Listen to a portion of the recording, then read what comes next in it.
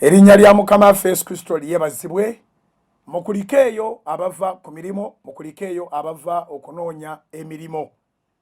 Kubanga bonna webali abaginoonya ate n'abo abalinawo ekyokukola.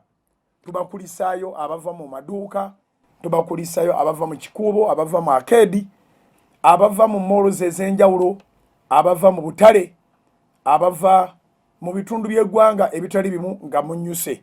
Mukuliko eyo, mukulikira eyo ddala. Twebaza Katonda akulembera amagenda gaffe n'amadda, abali ku lukalu n'abali ku bizinga, abali emitala w'amayanja. Tubaaniriza ku Salt Media app, tubaaniriza ku YouTube ya Salt, tubaaniriza ku Facebook ya Salt. Tubaaniriza mwenna abamaze okutuuka ewaka abatyunize Salt FM mu bitundu by'eggwanga ebitali bimu, kubanga Salt FM yasaasaanira eggwanga mu regions ez'enjawulo. Ate era Salt TV eri mu Uganda yonna, eri mu region yonna, eri mu Africa yonna. Nolwekyo tubaaniriza okuvira ddala ku Free to Air okutuukira ddala ku DSTV. Alozias bugingo gegange, Salt Media gwe mukutu gwoliko. Ate program eyitibwa Emisingi. Emisingi program eva mu Zabbuli ya 11 olunyiriri olwokusatu. Bayibuli egamba nti obanga emisingi girizikirizibwa, kiki omutuukirivu kyayinza okukola? Kale nno ekyokukola tukkiriza nga weekiri, emisingi gyonna bw'abaawo abagirabye nti girabika ginyenyezebwa oba girabika gizikirizibwa, kikakata ku abo ababa batannaba kwononeka okulabika nti emisingi bagitereeza. Lunaku lwa kusatu, ennaku z'omwezi ziri 13, kawungeezi k'olunaku olwaleero ebula ssaawa mbale bubazi okuba nti ne 13th nayo egwako, tube nga tulaba 14th. Kitegeeza nti 14th tugenda kuba nga tulaba 00. Tube nga tewakyali budde bwe tubala okujjako okuba nti lunaku lw'okulonda. Lunaku lw'okulonda lunaku lwa nkya ng'ennaku z'omwezi 14, olunaku lwa 4 omwezi gwa January omwaka 2021. Nolwekyo tubakubiriza okugenda okulonda. Betulonda be bakulembeze baffe. Tugenda tulonda ku mutendera gwa pulezidenti ate ne ku mutendera gw'omubaka wa palamenti. Olita kulima nti waliyo okulonda okulala. Lunaku lw'enkya tugenda kuba nga tulonda ku mutendera gw'obukulembeze bw'eggwanga ate ne ku mutendera gw'obubaka bwa palamenti abagenda okuba nga batuteeseza, ate n'oyo akwata enkasi okuba nti eggwanga lyeyongerayo. Olwekyo abaavudde mu bibuga ne mugenda mu byalo nga gye mugenda okulondera, tubaagaliza okulonda okulungi. Ate waliwo abaavudde mu byalo ng'ate bo balondera mu bibuga, namwe tubaagaliza okulonda okulungi. Naye mu byonna ku Salt Media tukugamba nti londawo obulamu bwo. Londa obulamu bwo, toteeka bulamu bwo mu risiki ya COVID-19. Not at all. Toteeka bulamu bwo mu risiki ya violence n'akamu n'akatono. Kino ekintu kaakati tugenda ffenna kukirabira wamu nti kitandika ne kiggwa. Nga 14 kwe kulonda kw'omukulembeze n'ababaka ba palamenti. Kitegeeza nti ennaku eziddako zonna zaffe okusinziira kakiiko k'ebyokulonda, okulonda kugenda kutambulira ddala paka ng'ennaku z'omwezi 4 omwezi ogwokubiri. Awo ebyokulonda bigenda kuba nga biggwereddeyo ddala. Nolwekyo tusaba okuba nga obulamu buweebwa priority. Obulamu bw'obukuume mu ngeri y'endwadde ne mu ngeri y'emivuyo n'obutabanguko. Kuuma obulamu.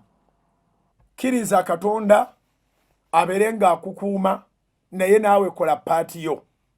Paati yo kwe kuba nti onaaba mu ngalo ng'ova ewaka, bwe kiba kisoboka tambula ne sanitizer yo, tambula ne masiki gye weekakasa nti yeyo eri authentic, masiki gy'okakasa nti ntuufu esobola okukuuma. Jambale nga amateeka g'ebyobulamu bwe galagira. Jambale bulungi masiki yo, bw'otuuka ku polling station yo, fuba okulabika nti ogoberera emitendera gy'osanga ku petrol station, ku polling station rather, polling station. Wateeka okuba nga waliwo okunaaba mu ngalo okutuufu. Nange sinamanya bigenda kubeerayo, naye woolaba nga tibaakuume bulamu bwo kubikwatagana ne COVID-19, oyina okuwabula n'ogamba naye wano wabulawo kino. Ekyo kye kitegeeza nti oli munnayuganda alumirirwa obulamu bwo n'obulamu bw'abantu abalala. Akakiiko k'ebyokulonda katuwabula nti nga tumaze okulonda tugende tulinde amawulire agasigadde, tugalindire ku leediyo, tugalindire ku TV. Fenno ku Canaan Land tugamba nti anaakeera okulonda saaviisi egenda kubeera y'amaanyi. Mu kaseera kano newankubadde nga twetaaga obukulembeze bwe tulonze, Katonda bw'alonze, twetaaga nnyo Mukama ku lw'eggwanga lyaffe, ku lw'abakulembeze, ku lwaffe abantu ssekinnoomu, ne ku lwa future yaffe. Twetaaga nnyo nnyo nnyo Mukama. Twagamba ku Sande nti buli kintu kikolebwa ku lw'obulungi bwa Katonda.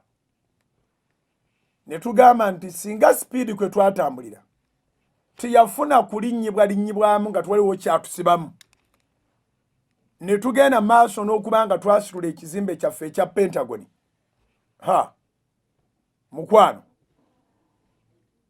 singa kati tuli mu katyabaga ak'okuba nti ekizimbe kiba kizibu okukikuŋŋaaniramu nga bwe tukuŋŋaana ku Kanani. Okukuŋŋaana kwaffe ku Kanani mu open space, owa control room atutereyo service nga bw'ebeera mu open space. Okukuŋŋaana okwo ab'ebyobulamu mu Uganda ne mu nsi yonna bagamba kwe kukyasinga okubeera okutaasa obulamu. Nti tuli mu open space, akawuka kano kalimu obwa airborne, katambulira mu mpewo, naye awatali kisenge nti kabudde bwe kafulumira tewabeerawo buzibu.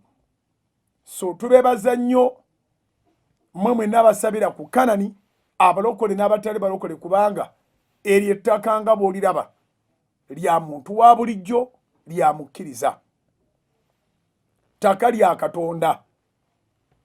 Anaasinzibwanga ku ttaka eryo okutuuka emirembe gyonna. So tubeebaza abajja ne mugoberera emitendera nga ab'ebyobulamu bwe baatuwabula.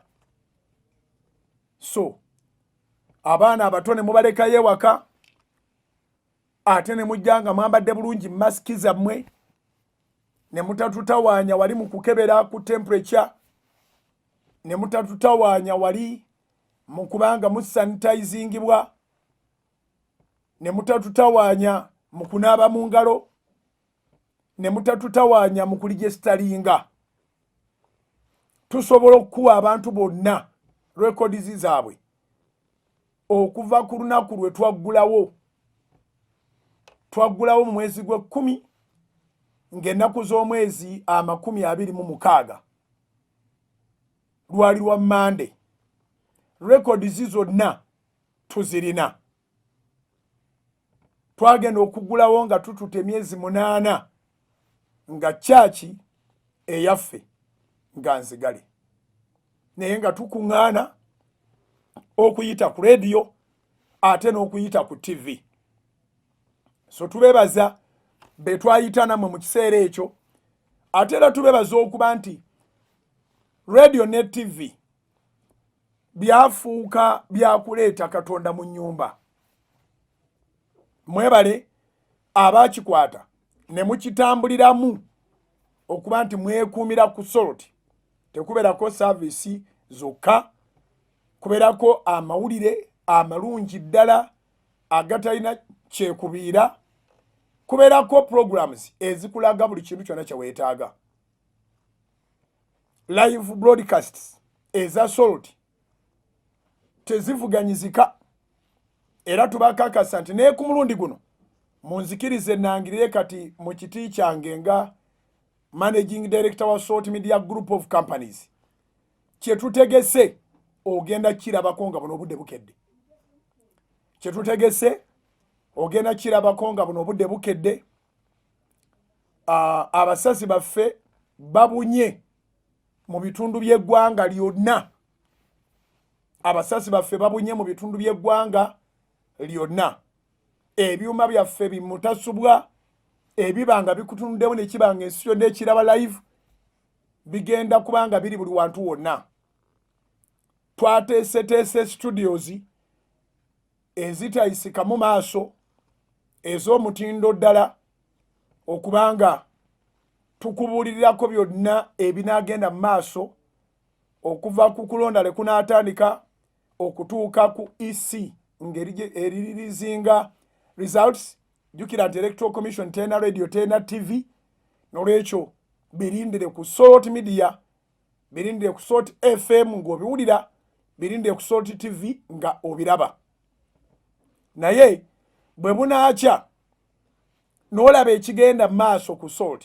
ojja kukkiriza nti twajja tumazeeko ojja kukkiriza nti guno munnyo era munnyo gunoga ebitundu by'eggwanga ebitali bimu ogenda kubanga obiraba live buli kimu ekigenda mu maaso ojja kubanga okiraba live mutwesige mwesigise Salt ebirowoozo byammwe tujja bbawa ebintu byonna nga bitambula mu ggwanga olwokuna luno olwokutaano tugenda kubanga tubawa byonna olw'omukaaga tugenda kubanga tubawa byonna ababaka ba parliament nga bwe banaagenda bayitamu nga Electoral Commission bwene bebalangirira byonna birindire ku Salt TV birindire ku Salt FM ate n'okutuuka ku mukulembeze anaabawangudde akalulu gwe kanaaba kakutte nga yawangudde okubanga akwata enkasi y'eggwanga lino emyaka 5 egiddako okuva mu 2021 okutuuka mu 2026 era byonna ebinaaba bikwatagana n'okuba nti gundi yawangudde tujja kuba tubikutuusaako ku Salt accurately mu budde ate nga bw'obyetaaga entimbe zaffe ogenda kuziraba zijja kuba za njawulo tezijja kukooya naye ate ku luyi lwa church tugenda kusaba tuli wakati mu kisiibo twegayirira Mukama era ndowooza okusaba kwaffe n'okusiiba kuli so timely kuli mu kiseera ekituufu tugenda okumaliriza ekisibo kino ku lunaku lwa Sande olwaleero tugabanye enjiri ng'etugamba nti ku lwokutaano kwanoyintinga twagenda ne tumiisinga okukuŋŋaana kwaffe nga 31 nti abantu babakuŋŋaana nga 31 ne vision book zaabwe bagendanga bareceivinza anointing ya vision zaabwe naye era nga byonna biri nti bikolebwa olw'obulungi kati ate tureceivinga anointing ey'obulamu ey'obukuumi bwa Katonda ey'okuganja ey'amagezi ekigambo ne kiyingira ne kinoga mu ttaka eggimu ate ne tureceivinga anointing ya vision yaffe so ababaddeyo olwaleero nsaba control room eberenge babateerako mulabe namungi w'omuntu abadde ku Kanani abantu banoonya Mukama tuyimiridde mu kituli we are standing in the gap on behalf of our nation okusaba okwaffe okwokusabira eggwanga tetukulangirira tetugamba nti kakati ate wateekeddwawo olunaku olw'okusabira eggwanga tulisabira buli lunaku okusookerera gwe eggwanga eyeetaba mu kusaba wootali eggwanga liba teririiwo naye ate bwe tumala okusaba naawe ate era ne tusabira n'eggwanga at large border to border mu kibuga mu kyalo ku lukalu ne ku nnyanja abali emitala w'amayanja so we do it every day naye Bayibuli etugamba mu kitabo kya Matayo si Matayo mu kitabo kya Luka essula ya 18 nti tusabenga bulijjo obutayosa ate netugamba eri mu Basessalonike ekisooka essula 5 nti tusabenga obutakoowa era netugamba tetuzikizanga mwoyo. Nolwekyo newankubadde nga olunaku lwakulonda, newankubadde nga sizoni yakulonda, amagezi ekigambo kya Katonda ge kituwa ge gano nti byonna tubikole, tulonde naye ate tusabe, kubanga okusaba kwe kugenda okuyamba. Nolwekyo enkya ku Lwokuna nja kukeera nonde, bwe banaaba baluddewo okwo nja kuvaayo nzireyo ate buzi, naye ng'okuva ku ssaawa 3:45 ng'omaze okulonda ddukira ku Canaan Land. Ssaawa 4, 5, 6, 7, 8 ababaddeyo tukkaanyiza nti ku luno tujja kwanointinga nga bukyali. Tuyinza okutandika okwanointinga ku 7 so that abatalonze adduka agenda alonde, naye anaaba amaze okulonda ate tusabe Katonda waberewo emirembe. So essaala bwezikira mu ggwanga ne tugamba nti twakoze gwa kulonda kwokka, tuba twerabidde.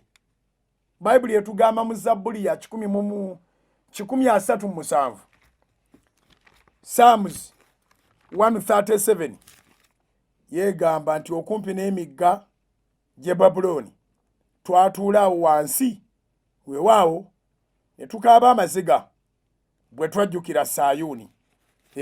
Eno y'abaana ba Isirayiri nga bamaze okuva mu nsi ey'obusibe, ye Zabbuli 137. Tugisome yonna, Mukama yagadde tugisome.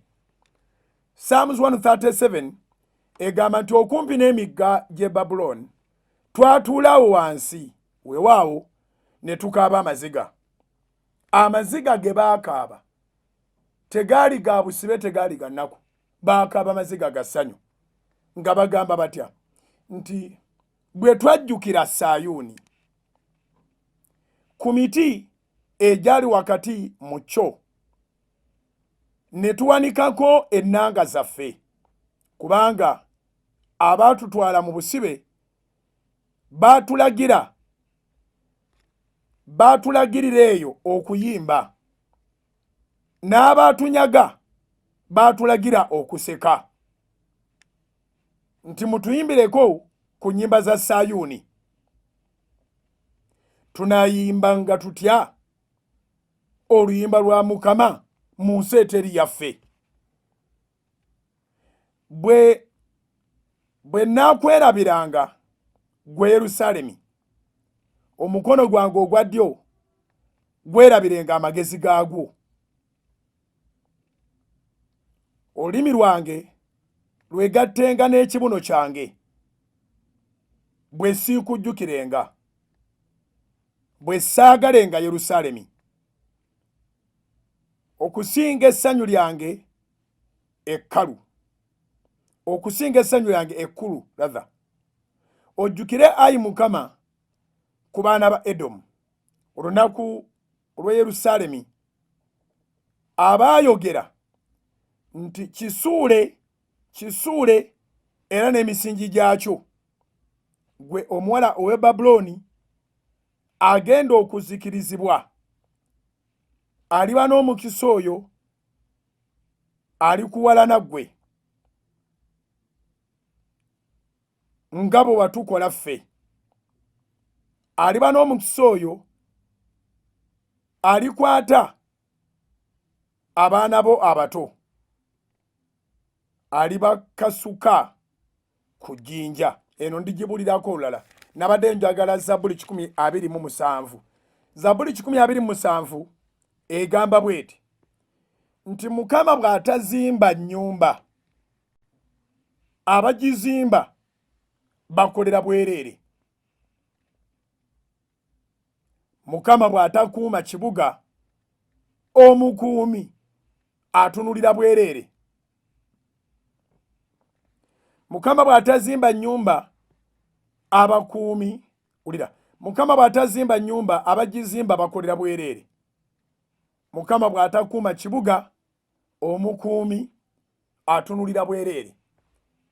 Ezo ze zimu ku nsonga ezitusiba mu kusaba. Ne bw'oba olina pulojekiti ng'ekulaakulana tekuliranga akaseera k'okusaba. Kubanga pulojekiti eyo bw'ebulako omukono gwa Katonda gw'oba okolera bwerere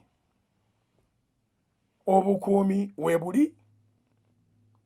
Tubulabyeko zino ennaku ebbiri ndowooza abakuumaddembe batukakasizza nti bagenda kukuuma, naye bwe tutayongerako ssaala yaffe nabo kye bakuuma kiba kya bwereere. So njogedde ebyo nga nkugamba nti essaala tegenda kuzikira ng'omusumba affe wano bw'ayogera nti tetuguganya kuzikira newankubadde okuvumbeera. Nolwekyo tugendagenda maaso n'okuba nga tusaba. Olwaliro saaviisi etambudde bulungi. Nsaba control room eddemu batereko saaviisi etambudde bulungi nnyo. Ogenda kubanga ogyegattako abeera ewala nawe ataasobole kutuuka ku Salt FM. Ogenda kubanga ogyegattako ate ogenda kubanga ogyegattako ku Salt TV.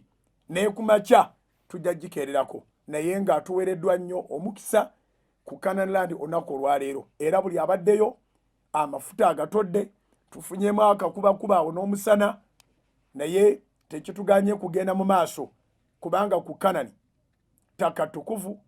Abantu abajjako baba ku mulamwa, tewaliwo kibataataaganya kubalemesa kwegayirira Katonda. So tugenda kwegayirira Katonda obukuumi obw'eggulu bwegatte n'obukuumi obw'oku nsi tubeere n'emirembe.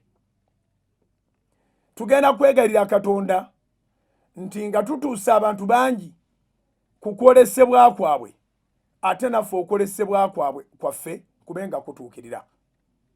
Jjukira nti ssebo naawe nnyabo gw'ogenda okulonda ayanjuluza vision ye, era tuli bawagizi ba vision. Yensonga laki kitwetaagisa okuba nga tusaba era nga tunoonya Mukama era nga tusiiba era nga twegayirira Katonda emirembe gibeere mu nsi yaffe, obutebenkevu bubeere mu nsi yaffe, naye ate naffe tufune abantu abawagira vision yaffe. Tewali alina kwolesebwa nga kunaasobola okutuukirizibwa omuntu omu. Weetaaga abantu.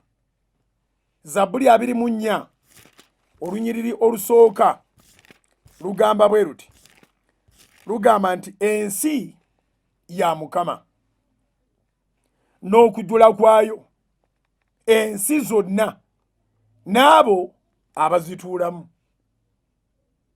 Ensi ya Mukama n'okujjula kwayo, ensi zonna n'abo abazituulamu. Kati kye twetaaga kyonna mu nsi, ensi Bayibuli egirabanga olusuku, era ffe ng'ababuulizi b'enjiri Bayibuli etugamba tuli bakozi mu nnimiro ya Mukama. So mu nnimiro eno nga bwe wasabanga omukadde nannyini ffene oba nannyini muwogo oba nannyini matooke oba nannyini miyembe, to mention but a few. Era bw'otyo bw'olina okuba ng'osaba Katonda ye nannyini nsi n'okujjula kwayo, ne bonna abagituulamu bantu be. Weetaaga abantu. Vision yeetaaga abantu.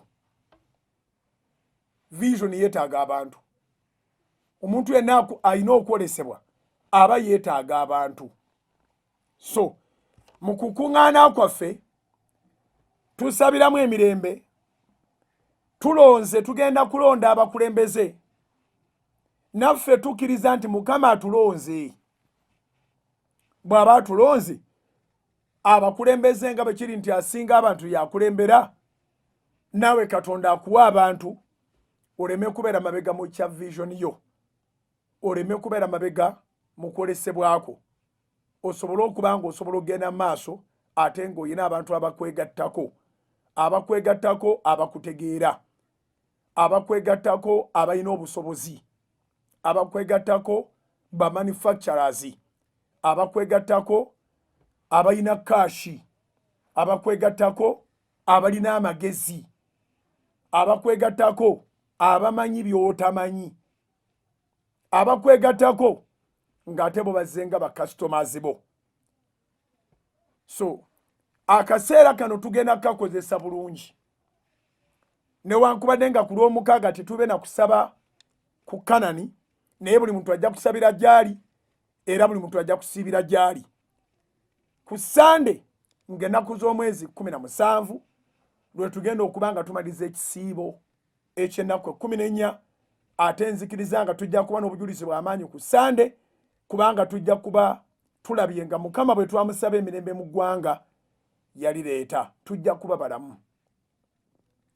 Nga tumaze okukuba okulonda okunene emabega waffe okwa pulezidenti n'ababaka ba palamenti, ate tujja batufokasinga nnyo ku vision book zaffe, tujja batufokasinga nnyo ku future yaffe. Nzikiriza ng'okusalawo kwa Mukama kwe kugenda okubaawo mu ggwanga lino. Eggwanga lino lyaweebwayo eri Katonda. Tetunaba kutuuka ku kwonoona okututuusa ku kuba nti bwe tuba tusalawo Katonda tabiriimu. Wangi eggwanga lino lyaweebwayo eri Katonda. Tetunaba kutuuka ku kwonoona Katonda okutuvaamu, okutuuka okuba nti bye tusalawo Katonda tabiriimu. Obanga ali mu vision yo ne mukulonda kuno agenda kubaamu. So Sunday service ejja kuba ya kwanointinga. Mpulira amaanyi ag'Omwoyo Omutukuvu ag'emmere gwe tuwakyali nnyo, naye era bwe tusibulukukira era ndya naawe nga bw'oliddeko.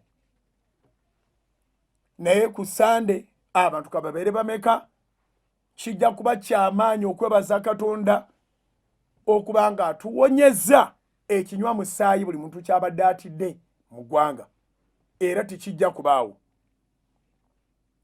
Ate tujja kuba tuvudde mu bbugumu, oba nguyite omusujja, oba ngiyite embeera ey'ebyobufuzi ebyakaasa mmeeme.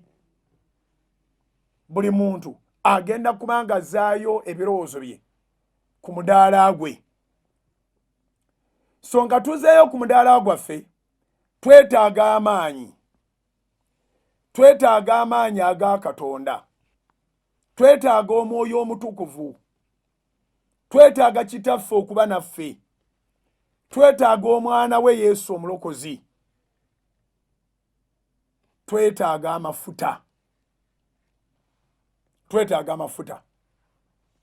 So kiteeke mu nteekateeka zo ekyokubanga oba oli mulokole oba toli mulokole, ku Sande amafuta tegaboola. Okusinziira ku kumanya kwemmanyi obuweereza, amafuta ne Holy Communion bya njawulo. Holy Communion erina ebibuuzo, amafuta tegalina bibuuzo. Amafuta gakukutulako ekintu oba oli wa ddiini ki oba oli wa ddiini ki. Naddala gano agaffe si gakutunda. Nga Samwiri nnabbi bwe yagatambuza n'agafuka ku Dawudi nga tagamuguzizza, yalina musajja munakutana kyagaguzisa. So asobola, yandibadde asobola okugula, n'oyo atasobola kugula. Obuweereza bwe twafuna, freely we received, freely we give. Matayo essula ya 10 olunyiriri olw'omunaana. Bayibuli ega nti mwaweebwa buwa nammwe muwenga buwi. Matayo essula ya 10 olunyiriri olw'omunaana lugamba bwe luti. Matthew chapter 10 verse 8. Muwonyenga abalwadde, muzuukizenga abafu, mulongoosenga abagenge, mugobenga dayimooni. Mwaweebwa buwa nammwe muwenga buwa. Mu ngeri eyo house of prayer ekyusizza ebirowoozo by'abantu bangi, nti tewakyali muntu asooka kulowooza ku ssente alyoka agende ku church bw'aba alowooza kujja ku house of prayer. kyolowoozaako ng'ojja kukwawusa prayer kwe kusaasira kwa Katonda, kwe kwagala kwa Katonda, kwe kubanga weeteeseteese omwoyo gwo ng'oguteeseteese. Ekyo kyolowoozaako. Era naffe kyetwaniriza. Bangi abajja nga tebalina, kati balina era bawaayo. Bangi abajja nga balina naye nga batabuddwa, amagezi baagafuna agatetenkanya okuzinyweza ate zeeyongeddeko. Bangi abajja nga waliwo ebitagenda bulungi, naye olw'embuulira ennungi eya Mukama waffe Yesu Kristo n'olw'amafuta ag'obuwa, naye ng'ate ekigambo kimaze kunoga ng'otegere lwaki ogeetaaga, abantu bangi basumuluddwa. So Matayo sura ya 10 olunyiriri lwa 8 luga nti muwonyenga abalwadde, muzuukizenga abafu, mulongoosenga abagenge, mugobenga dayimooni, mwaweebwa buwa, nammwe muwenga buwa. Tusanyukira nnyo abantu abaga nti kyoyogedde kyetuwulidde, n'otowuliriza bya lugambo lw'abali ku kitundu n'ebigambo, olugambo n'ebigambo, noga nti kantwale ekigambo kangende ku ttaka ettukuvu erya Kanani, Mukama anansaasira. Abalala nobeera ku rediyo, abalala nobeera ku TV, abalala nobeera ku social media app, abalala nobeera ku Facebook yo oba ku YouTube yo, naye n'olisivingiraawo. Era bangi abatuwa obujulizi abali siriyasi. Obudde nga bwe buli nti buba buzibu nnyo mu mawanga g'ebweru omuntu okukuwa essaawa oba essaawa 2, naye ne batuwa obudde bwabwe, naye nga buli omu asiima, buli omu ng'alina obujulizi.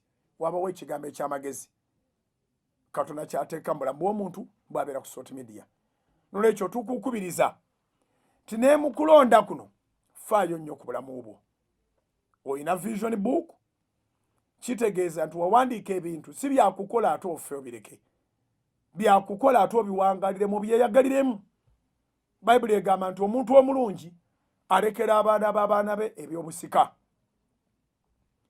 Nolwekyo faayo nnyo, togendera ku kye bakuwagaawaga oba kye bakuyita. Kye weemanyiiko ekituufu. Buli omu ku ffe realite y'obulamu bwe agimanyi. Bayinza okugamba oli wa kabi, bayinza okugamba oli w'amaanyi, bayinza okuba nga baakulonze okuuma obululu kubanga oli kabode, bayinza okuba nga baakutadde mu bifo ebitakuli kumpi. So ng'owuliranga okufiirwa ekifo ekyo, waakiri ofiirwa obulamu. Mukwano gwange, obulamu bwe bugagga. Obulamu bwe bugagga. Weetaaga obulamu bwo, Katonda akwagala ng'oli mulamu, kyava akukuuma. Twasoma olunyiriri mu Zabbuli 34 olunyiriri olw'omusanvu nga lugamba nti malayika wa Mukama asiisira okwetoolola abo abamutya n'abalokola. Yongeramu okutya Mukama, entiisa ya Mukama ebeere mu mutima gwo.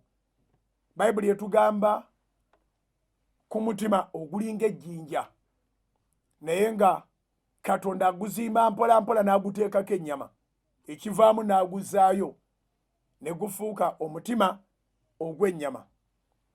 Naye ennaku zino ebigambo ebyogerwa mwattu bikulukutira mu Bayibuli. Abantu bawuliranga baga nti emitima gyakaluba. Wangi abaana obawuliranga baga nti emitima gyakaluba. Nolwekyo kitegeeza nti ffe bakabona kitukwatako era kitukakatikako okubanga tulitonda ennyama ku mitima egikalubye. Mu buli ngeri yonna ennyama gye nsooka okusaba Katonda akutondeko y'ey'okwagala obulamu enigeno, kye bayita okwagala obulamu. Omuntu yenna bw'ayagala obulamu ayagaliza omulala obulamu. Omutima ogwakaluba kukwase Katonda.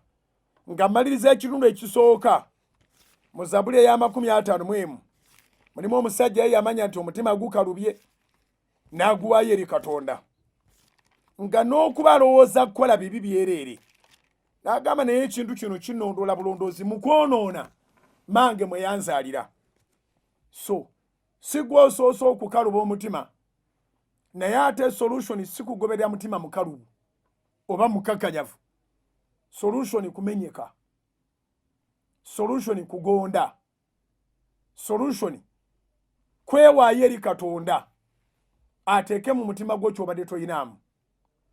Zabuli ya 51 Zabuli ya Dawudi egamba bweti, atandika na kwenenya, kubanga oluusi tukola ebintu ne twenenya nga tuli wakati mu misango, so nga waliwo akaseera ak'okwenenya nga tetunaba kuzza misango n'ogamba naye kye ngenda okukola nsaasira Mukama, saasira Mukama, saasirira ddala, naye mpuliraga okukola obubi, mpuliraga kumpalula.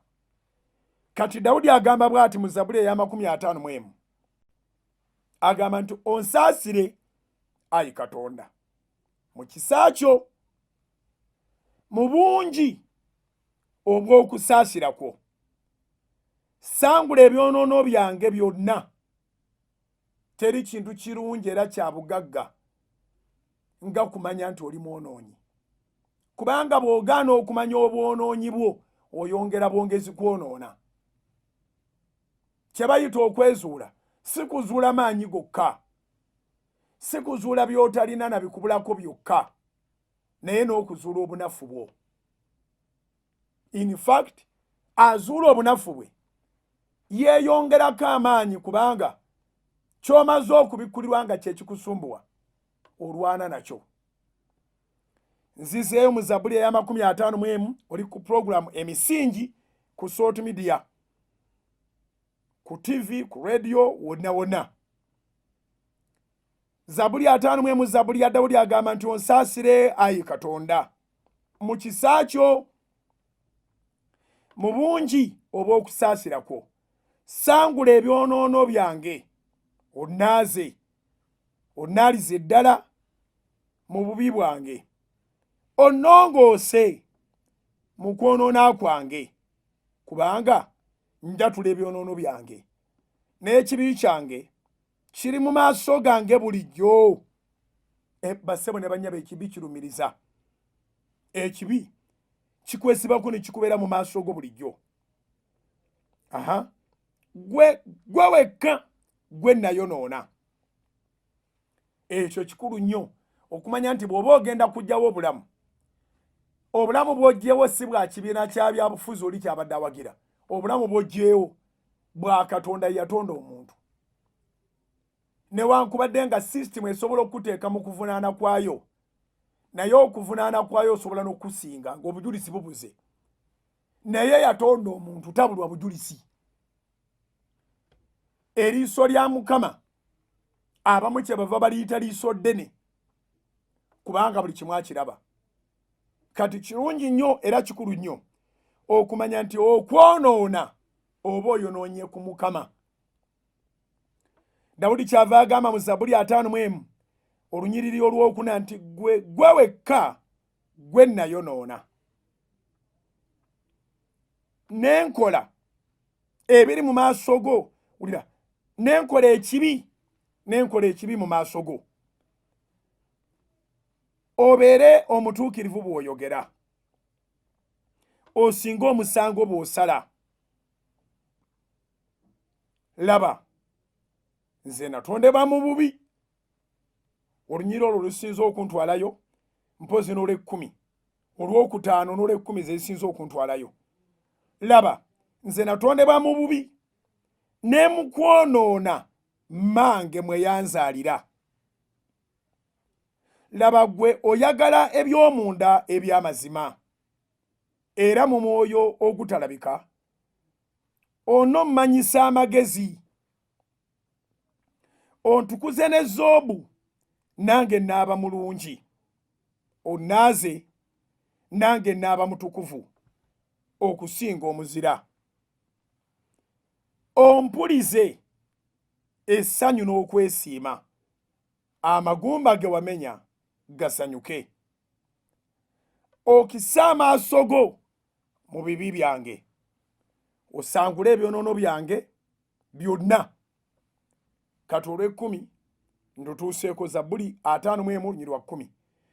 ontondemu omutima omulongoofu olw'embeera Dawudi gye yali ayitamu naye omutima gwali gwakaluba nga gulinga ejjinja ekintu kyonna asobola okukikola mutima si mulongoofu ekiro kino twekolemu omulimu nga tusuuliridde okulonda okugamba Katonda yaba atukolamu omulimu atutondemu omutima omulongoofu twagala eddembe twagalizanga n'eddembe tweyagale twagalane n'abalala tukwate ekiragiro kya Katonda ekyokwagala kubanga buli muntu yenna atuusibwako obulabe wa luganda Bayibuli egambye mu Zaburi 5:10 nti ontondemu omutima omulongoofu ayi Katonda onzizeemu omwoyo omulungi mu nda yange. Katonda asobolera ddala okukuzza obujja n'akuzaamu omwoyo omulungi mu ndayo gwe wandibadde olumira obugigi era n'omukola ekikyamu ne weekanga nga omusekedde busekezi era n'omutegeeza bw'oba osobodde nti tewandaba ng'omutima gukyali mukalu. Ekyo ky'okoze sandisese busesi naye kaakati yansaasira Mukama nange ntambuza kisa kyenvudde nkusaasira. Abantu bangi abalina n'obusobozi okubaako kye bakola bannaabwe naye kubanga baasaasirwa baatondebwamu omutima omulongoofu babazaamu. Setaani yatwala omwoyo omulungi naye buli muntu atondebwa ng'alimu omwoyo omulungi. Kale Zaburi 5 olunyiriri olw'ekkumi Bayibuli egambye bw'eti ontondemu omutima omulongoofu ayi Katonda onzizeemu omwoyo omulungi mu nda yange. N'amaliriza ng'agamba bw'ati tongoba w'oli wangi tongoba w'oli kubanga bw'ova wali Katonda osobola okukola buli kibi kyonna abatali kwejjusa. So tonzigyako omwoyo ogwo omutukuvu. Omwoyo omutukuvu yakola byonna bassebo ne bannyabo. Ebigambo bino ffe abalokole bye tutera okwogera togenda n'okunzija mwoyo ogenda okunzija mu mwoyo mpulira omwoyo agenda. Omwoyo si yaba agenda yekka naye n'obulamu bw'oba bugenda.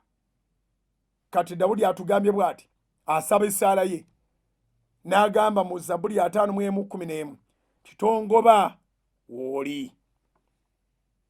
Yensonga lwaki ffe tugamba nti byonna nga bikolebwa era tugenda tukuŋŋaane tusabe abeere wonna buli muntu waali ate tusabe abeere n'eggwanga lyaffe abeere naffe aleme okutugoba olw'ensonga yonna.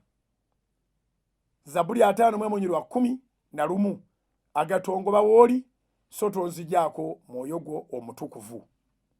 Onkomezewo essanyu ery'obulokozi bwo onyweze n'omwoyo ogw'eddembe. Eno ezabuli yokka gye tubadde twetaaga okusoma tukeere tulonde tubere mu kulonda okutuuka lekulikoma. Wulira Dawudi essaala ye eno mbadde nsaba ogisabe ekiro ogisabe ku makya. Onkomezewo essanyu ery'obulokozi bwo onyweze n'omwoyo ogw'eddembe. Ne ndyoka njigiriza amakubo go aboonoonyi. Katonda akukyusa era akufuula kyakufuula ng'ayagala oyigiriza abalala. Kati wulira abalina ebibi balikyukira gy'oli. Kitegeeza nti abalina ebibi era aboonoonyi bwe batafuna ayigiriza tebasobola kukyuka.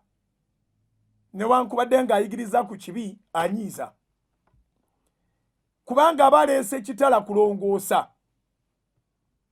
Enjiri kitala kya bwogi bubiri. Ekikukosa muli n'owulira nga weetamiddwa omubuulizi lwakuba aba ayina waakukoona nga weetaaga bwetaazi kuteekayo kizimbe ekyo bakyabyera bakinyige owone. Kati agambye nti ne ndyoka njigiriza amakubo go aboonoonyi. Tosobola kuyigiriza boonoonyi nga nawe oli mwonoonyi. Abalina ebibi balikyukira gy'oli. Omponye mu musango ogw'omusaayi. Amakulu gaakyo nti twewale okuba nti abantu basobola okutuukibwako obuzibu ate omusaayi gwabwe ne gubalirwa kuffe nga guwaviiriddeko omusaayi okukola ki okuyiika. Omponye mu musango ogw'omusaayi, aye Katonda, gwe Katonda ow'obulokozi bwange. Olulimi lwange luliyimba nnyo obutuukirivu bwo. Ayi Mukama, yasamya emimwa gyange, n'akamwa kange kalyolesa ettendo lyo. Kubanga tosanyukira ssaddaaka newankubadde ebiweebwayo ebyokebwa tebikuwoomera. Ssaddaaka za Katonda y'emmeeme emenyese, omutima ogumenyese era oguboneredde. Ayi Katonda, tobigayenga. Olwo lumaakinga ennyo 17 Zabbuli 51 onyula 17. Ssaddaaka za Katonda y'emmeeme emenyese, omutima ogumenyese era oguboneredde. Ayi Katonda, togugayenga. Ekyo kitegeeza nti abasumba tulina okwembakinga ku kuyigiriza obulungi era ku kuyigiriza amazima. Tuleme okulimbanga abantu nti ssaddaaka za Katonda nsimbi zaabwe. Katonda ayagala omutima ogumenyese, emmeeme emenyese, omutima oguboneredde. Olwe 18 okole bulungi Sayuuni nga bw'oyagala, okolere Yerusaalemi bbugwe, n'olyoka osanyukira ssaddaaka ez'obutuukirivu, ebyokwokya n'ebyokwokya ebiramba, ne balyoka bawaayo ente ku kyoto kyo. Ebintu byonna bisobola okuweebwayo singa okakasa omutima gwo. Si kirungi ogenda maaso ga Mukama ate ng'ovaayo n'okola violence. Si kirungi ogenda maaso ga Mukama ate ng'ovaayo n'okumamu abantu omuliro gw'omanyi nti gusobola okuyiwa omusaayi, n'omusaayi ne gubalirwa ku mikono gyo. Ekisingako kwe kwenenya nga bukyali ky'owulira mu mutima gwo nga kigenda kukosa obulamu bw'abalala. Mukama n'akikuggyako, asobola n'akusonyiwa mu musango ogw'omusaayi, omutima ogwakaluba nagwo n'agukyusa, essanyu ne likomawo, essuubi ne libaawo. Obulokozi buli mu Katonda yekka. Nga maliza ekitundu ekisooka eky'emisingi kibadde kiwanvu nkututte kalamba. Kyenjagala otegere kye kino: tewali mukulembeze n'omu mu nsi kati, era tuwaliba ne gye bulijja alibeera nga ye mulokozi. Omulokozi ye Yesu Kristo. Obulokozi buva eri Mukama, tebuva eri munnabyabufuzi, tebuva eri muntu yenna. Wabula ate kye basobola okukola kwe kukontributinga ku kugenda ku mugeyeena, ng'oludde nga weekuma ng'otambulira mu butuukirivu, ne bakupikamu obusungu, gw'ow'omwoyo, gw'omukkiriza, gw'ayakuzibwa ng'otya Katonda, ne weekanga nga oweddemu ensisi era ogenda kukola ekibi, naye nga bw'obadolooza nti banaakulokola ate bakusindise mu kuzikirira buzikirizi. Omulokozi ali omu, ye Mukama waffe Yesu Kristo. Obulokozi tebuva walala, buva eri Mukama. Nolwekyo tutunulire Katonda okulokola ensi yaffe so si abantu. Yeremiya 17:5 Bayibuli egamba nti akolimiddwa yeesiga omwana w'omuntu n'amufuula mukono gwe mulamba. Yeremiya 17:7 Bayibuli egamba nti aweereddwa omukisa omuntu oyo eyeesiga Mukama.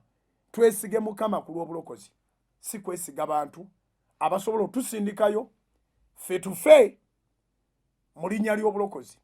Omwana wa Katonda ye yaleeta obulokozi era ye yabufiirira. Bw'ababuuza nti mwagalani, ne bamugamba nti gwe, n'abaga nti bano mubaleke bagende, ne yeewaayo ku lwaffe ffenna. Towaayo bulamu bwo, tolagajjalira bulamu bwo, weekuume endwadde, weekuume obuvuyo, weekuume okwagala okumanya nga ne by'oyagala okumanya tolina gy'obitwala. Bangi abateekayo obwenyi bwabwe. Kiki ekiri awo? Awo nga ndaba bakajjagalalo nga baliwo akasambatuko. Kiki ekiri awo? Oba okyateekayo obwenyi, ekisirani ne kikwata ggwe. Ng'omaze okulonda tugende mu saaviisi, tuva mu saaviisi waka, bino biyite, ffe tugende mu maaso, Uganda egende mu maaso. Aloziasi Bugingo gegange kamba twaleko mukumulamu okutonotono, kutono nnyo, nkomawo okugala obugazi n'okujjukiza Pentagon n'ojjukulaga ekirooto ekyo kitubeere ku maaso. Tovaawo, katukomewo. Soul Television, Femunyo.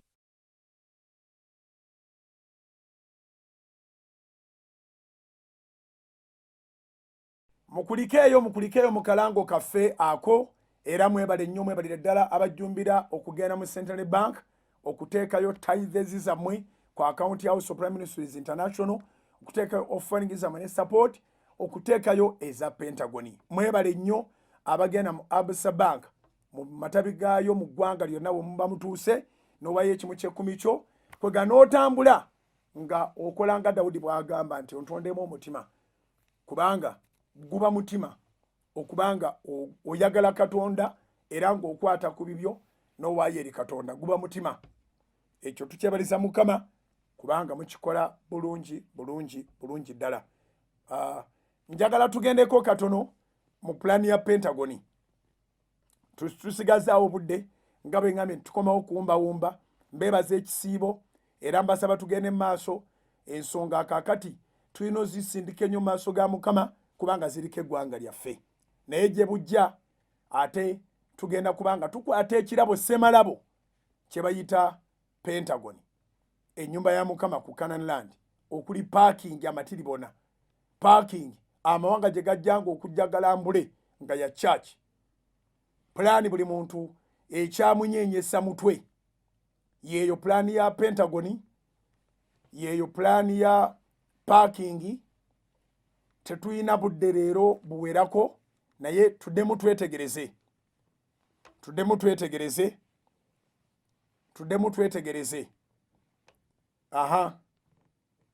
Ekinsanyusa nti tugenda kukola ekisinga obulungi tukiwe Katonda. Twewadde deadline nga bwegenda maaso nange ngenda kubanga nkubuulira. Kiba kirungi nnyo era kiba kikulu nnyo okwewa deadline ku kirooto kyonna ky'oba olina. Kiba kirungi nnyo era kiba kikulu nnyo okwewa deadline ku kintu kyonna ky'oba ogoba. So twewadde deadline nti amatiri bonna ago nga bwe galabika, parking, swimming pool we tugenda okubatiriza, emikutu gyaffe gino ennyumba yagyo, conference rooms ezo zonna nga bwe zirabika, ekyaki munda nga bwerabika, parking egenda paka ku rooftop yayo, ekifo kiraba kiweesa Mukama ekitiibwa. Twewadde deadline nti omwaka gwa 2023 mu Desemba ekyo kiriba kyavaako dengalo. Tuliba tukompeyalinga kye twalaganga nga kiri mu kifaananyi nga tukigeraageranya n'ekyo ekiriba kiri ku ground, nga buli muntu akkiriza nti ate ekiri ku ground kisinze nnyo kye twalabanga mu kifaananyi. Omala okupaakinga, bw'oba omwaliro gw'opaakinzeeko teguliiko ttaawo eryo, n'olinnya elevator n'ekutwala ku floor okuli ettaawo, n'osala busazi ova mu parking n'ogenda mu ttaawo eryo, n'ogenda mu terminal eyo, n'oyingira buyingizi church egenda kubanga etuuza abantu 380. Twabadde tunyumya n'abaweereza ab'omu House of Prayer nga bagamba kimu kyokka nti